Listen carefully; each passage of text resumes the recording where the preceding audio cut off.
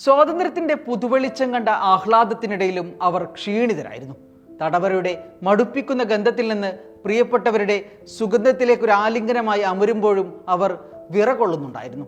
അവരുടെ ശരീരത്തെ നുറുക്കുന്നൊരു വേദന പൊതിയുന്നുണ്ടായിരുന്നു. ഇസ്രായേലും ഹമാസും തമ്മിലുള്ള വെടിനിർത്തൽ ഉടമ്പടി പ്രകാരം തടവറയിൽ നിന്ന് മോചനം ലഭിച്ചവരുടെ അനുഭവമാണിത്. ഇവരിൽ ഉമ്മമാരുണ്ട്, മാധ്യമപ്രവർത്തകരുണ്ട്, സർവകലാശാല വിദ്യാർത്ഥിനികളുണ്ട്, മുറിവേറ്റ സ്ത്രീകളുണ്ട്, മുലകുടി മാറാത്ത പിഞ്ചോമനിൽ നിന്ന് പറിച്ചെടുക്കപ്പെട്ട ഉമ്മമാർ വരെ ഇക്കൂട്ടത്തിലുണ്ടായിരുന്നു. ഹമാസ് കൈമാറിയ 3 ഇസ്രായേലി വനിതാ ബന്ദികളുടെ മുഖത്ത് സന്തോഷവും പുഞ്ചിരിയുമാണ് നിറഞ്ഞു കണ്ടതെങ്കിൽ ഒരായുസ് മുഴുവൻ ചേർത്തുവെച്ചാലും തീരാത്ത നോവിൻ്റെ അടയാളങ്ങളായിരുന്നു ഫലസ്തീൻ തടവുകാരുടെ മുഖത്ത് കാണാനാവുന്നത്. ഞാൻ ഏകാന്ത തടവിലായിരുന്നു. ഇപ്പോഴെനിക്ക് സംസാരിക്കാൻ വയ്യ. കേൾക്കാൻ കാത്തുനിന്ന മാധ്യമപ്രവർത്തകരോട് ക്ഷമാപണ സ്വരത്തിൽ ഇത്രമാത്രം പറഞ്ഞാണ് ഫലസ്തീൻ മുന്നേറ്റത്തിന്റെ ഐതിഹാസിക പോരാളി ഖാലിദ ജറാർ കുടുംബത്തിനൊപ്പം പോയത്.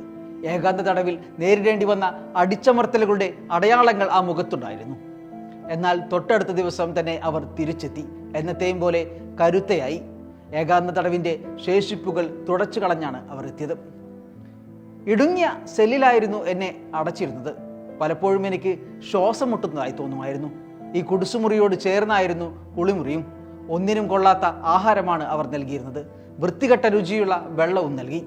രോഗങ്ങൾക്ക് ചികിത്സയോ മരുന്നോ ഇല്ല. ചുരുക്കി പറഞ്ഞാൽ ഖബറിനകത്താണ് ഞാനെന്ന് തോന്നിപ്പോയിരുന്നു. ഖാലിദ പറയുന്നു.